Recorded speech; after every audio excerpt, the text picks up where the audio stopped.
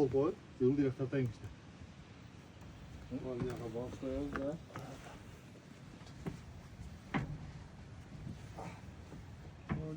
Koyalım ayak kolayın onunla. Manyak. Zonun tügü. Bir nolardı kucakta olsan toңup kalasın.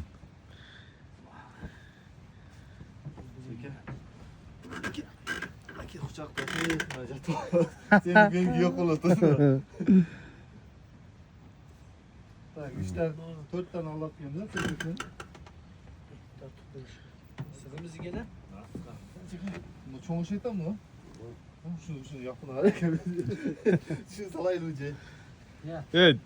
Ildıydım ne kılasın cavabınız gerek he. Ilıyım ne Ben ulan? mondo bitti açacak. Beş dakika. Bana kalem ya. Ne kılay, ha? Hoca gibi olmam ya. Ya mo bir de ya tu nime girmez ha? Acaba Cemo grup önce. acaba şu köçede köpçürekten bir olsa teşekkür saçtırlı etkin. Orta hoca tam. Buraya söylem de. Kalenini yapınız gerek. Kalenini yapınız gerek. Şu kalın Kiçkinesini Hoş pastı. kandaydan jatabız hazır. Onday kısa. Evet, O sen yan nereye jatasında? Nerge mi? Özüm karayım bu. Ayu payu gelip kasa. Ayu var eken nerede? Ekom ben cevap Eh. verdi. Cantırı. Oh. Ben gibi yapınız. Çekege kalınırak bergele çeke zaman. Küçükler akken de ben öz küçük adam. Bunu da görpene göz yağın olacak. He. Müslüman çitayınız. Gördü? Onu ökönün cavınsında bir tane onun üstüne çita var. Ya ben üzem bu urunu yapmışam ki. Kıskası. Babam ben bir yak Yok, top görpme şey çok yak hopladı. top. Ha?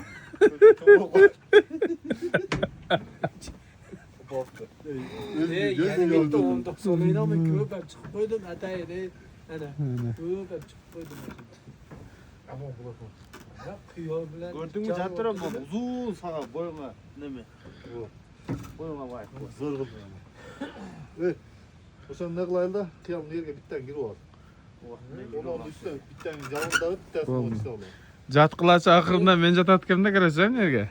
Bazı bitti barış yok ya mı? Acaba bitti mi? İşte bu tap gibi.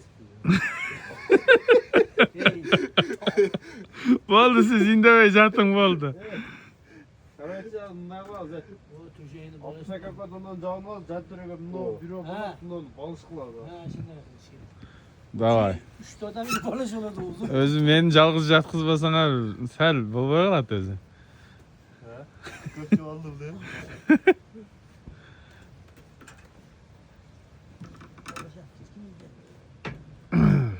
Uşunday ынтымакчылык менен место даяр болду. Bu Пяти звездочный отель да bu.